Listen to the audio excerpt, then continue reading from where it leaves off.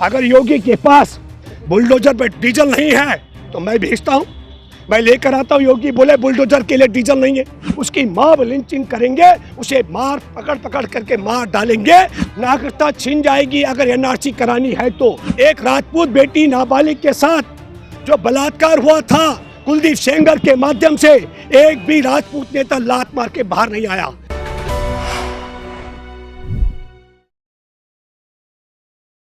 BHU के छात्रा के साथ में भारत के प्रधानमंत्री के संसदीय क्षेत्र में आईटी सेल के मुखिया अपने सहयोगियों के साथ बुलेट की नोक पर वहां की आईआईटी की छात्रा का बलात्कार करते हैं, वीडियो बनाते हैं और 7 नवंबर तक पहचान हो चुकी होती है कि वह कौन कौन बलात्कारी हैं, लेकिन उनकी गिरफ्तारी की तारीख जब तय होती है पहले तय की जाती है। और तय क्या होती है? 31 दिसंबर का वो दिन जिस दिन नरेंद्र मोदी की मन की बात का दिन तय करके खबर से खबर को दबाने का षड्यंत्र, जिस दिन हमारे देश के अंदर संसद में हमारा जो हिट एंड रन का कानून है 21 दिसंबर को पारित हो जाता है, 25 दिसंबर को हमारे देश की महामहिम द्रौपदी मुर्मू उस पर हस्ताक्षर कर देती हैं और उसके बाद 31 दिसंबर का दिन तय होता है ट्रकों की हड़ताल का। ये सिर्फ मामला ट्रक ड्राइवरों का नहीं है, सुनिए, ये जो मामला है हिट एंड रन का, हम बात कर रहे तारीख किसने तय की। बहुत अच्छी बात है, मैं बधाई शुक्रिया अदा करता हूं कि देश के ट्रक ड्राइवर खड़े हुए, लेकिन ये ड्राइवर का मामला है, वो दोपहिया चलाने वाला हो, वो टेम्पो चलाने वाला हो, वो बिजली का रिक्शा चलाने वाला हो, वो ट्रक चलाने वाला हो, वो बस चलाने वाला हो, देश में जो करोड़ों करोड़ ड्राइवर हैं उनके लिए हमारे देश की सड़कों को मौत का जरिया बनाने जा रही है ये मोदी सरकार। कैसे? अगर हिट एंड रन नहीं करेगा, वहीं पर खड़ा हो जाएगा ड्राइवर, चाहे वो 2 पहिया वाला हो, 4 पहिया वाला हो या 10 पहिया वाला हो, तो देशवासी उसकी मॉब लिंचिंग करेंगे, उसे मार पकड़ करके मार डालेंगे।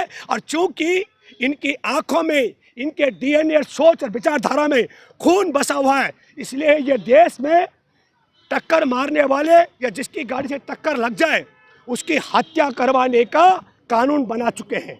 और जो व्यक्ति अपनी जान बचाने के लिए घटना स्थल से भागने का प्रयास करेगा उस पर 5 साल और बड़ी सजा और 7 लाख का जुर्माना किया जाएगा। ये कहीं ड्राइवर ट्रक का हो ये नहीं लिखा है, लेकिन रोचक बात यह है कि 60 दिन तक जो 1 नवंबर को गैंग रेप करते हो, नरेंद्र मोदी देश के प्रधानमंत्री के आईटी सेल के मुखिया बनारस वाले, और मैं बात कर रहा हूं कुणाल की, सक्षम की, अभिषेक की, और जब वो गैंग रेप करते हो तो उनकी गिरफ्तारी के दिन हम सवाल करते हैं, आपके माध्यम से देशवासियों को समझना चाहिए, वो बुलेट कहाँ है, वो बंदूक कहाँ है, जो वो बंदूक कहाँ है जिसको रख करके आईआईटी की छात्रा के साथ में उसको नग्न करके उसका गैंग रेप किया गया था।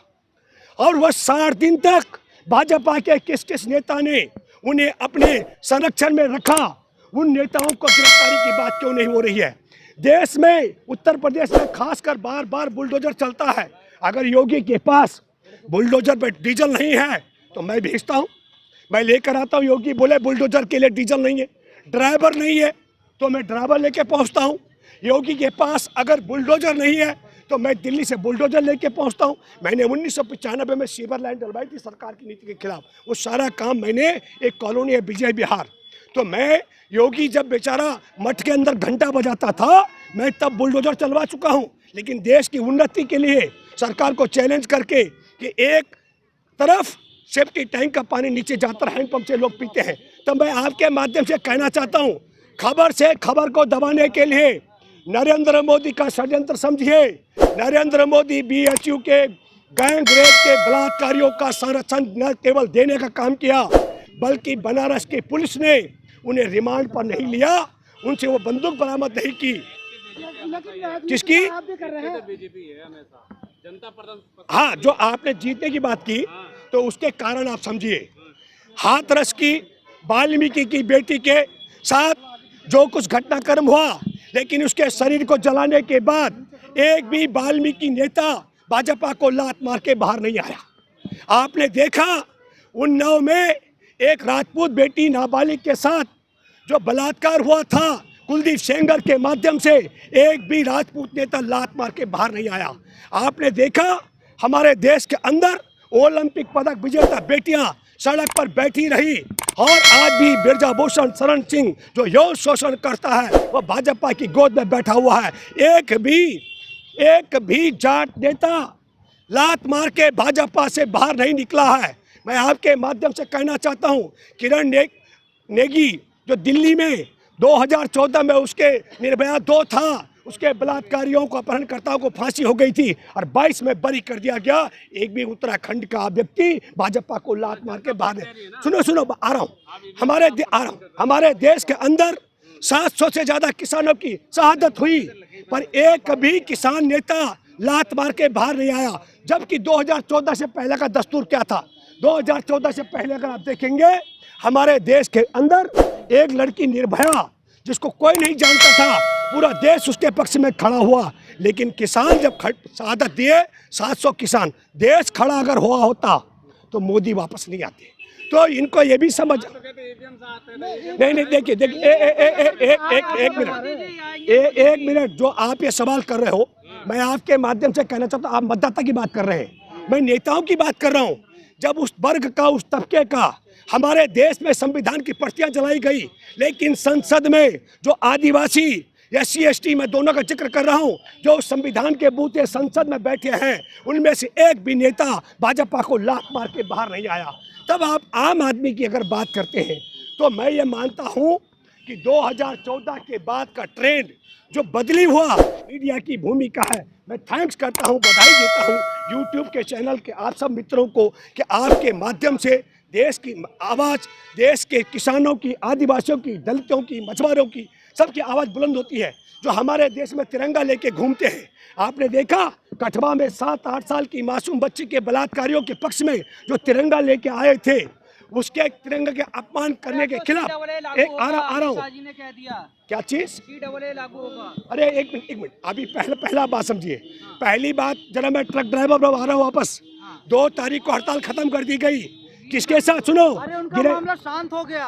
नहीं सुनिए, हमारे देश में किसान आंदोलन हमने किया, हमने कहा कानून वापस होने चाहिए। अब वो कह रहे हैं हमें लागू नहीं करेंगे। मैं एक बात कहना चाहता हूँ, जो ऑल इंडिया ट्रांसपोर्ट कांग्रेस के लोगों ने जाकर के सेटिंग कर ली, मैं फिर कहना चाहता हूँ, ये कानून जिस दिन धरातल पर आएगा, उसके बाद यदि किसी स्कूटर से, स्कूटी से, मोटरसाइकिल से, 3 व्हीलर से, बिजली वाले रिक्शे से, टेम्पो से, ट्रक से, बस से कोई भी दुर्घटना होगी तो निश्चित तौर पर जान बचाने के लिए भागने पर 10 साल की सजा और 7 लाख का जुर्माना। और अगर भागेगा नहीं तो गारंटी इस बात की है कि देश में उसकी मॉब लिंचिंग करा दी जाएगी। ये नरेंद्र मोदी की सरकार ने चित्त भी और पट्ट भी अपनी कर दी है। जो आप कह रहे हैं दिखाना पड़ेगा, तैयार करवा लीजिए। देखिए एक बात आपके माध्यम से मैं कह सकता हूँ, अभी CA की बात कर रहे हैं कि NRC की बात कर रहे हैं आप? अरे जनवरी CA NRC मैं ये कह रहा हूँ, NRC के लिए मैंने बहुत पहले चैलेंज किया था। जब CA NRC के खिलाफ मैं शाहीन बाग में था, मेरे दोस्त मुंबई हाई कोर्ट के जस्टिस पाटिल को मैं लेकर आया था। मैं आपके माध्यम से एक बात कहना चाहता हूँ, तब तो सौभाग्य की बात थी, मोदी जी की माँ जिंदा थी। हमने कहा NRC की शुरुआत करो नरेंद्र मोदी के घर से, तो मोदी जी की माँ की नागरिकता छीन जाती। मैं आपके माध्यम से कहना चाहता हूँ कि हमारे देश में तड़ी पार रह चुके माननीय गृह मंत्री अमित शाह जी के माँ और पिता की नागरिकता छीन जाएगी अगर NRC करानी है। तो NRC कराने के लिए असम के जिस व्यक्ति ने 45 लाख रुपए खर्च किए, मैं आपके माध्यम से कहना चाहता हूँ, हमारे देश के राष्ट्रपति रह चुका आप शख्स के पोता की नागरिकता छीनी है। मैं कहना चाहता हूँ, कारगिल युद्ध के नायक रह चुके सूबेदार की नागरिकता छीनी है NRC से, तो अमित शाह के माता और पिता की नागरिकता NRC से छीननी तय है। यदि आपको हमारी वीडियो पसंद आ रही है तो जल्दी से इस चैनल को सब्सक्राइब कर दीजिए, साथ ही बेल आइकन को दबा दीजिए ताकि सारी खबरें आपको सबसे पहले मिल सके। धन्यवाद।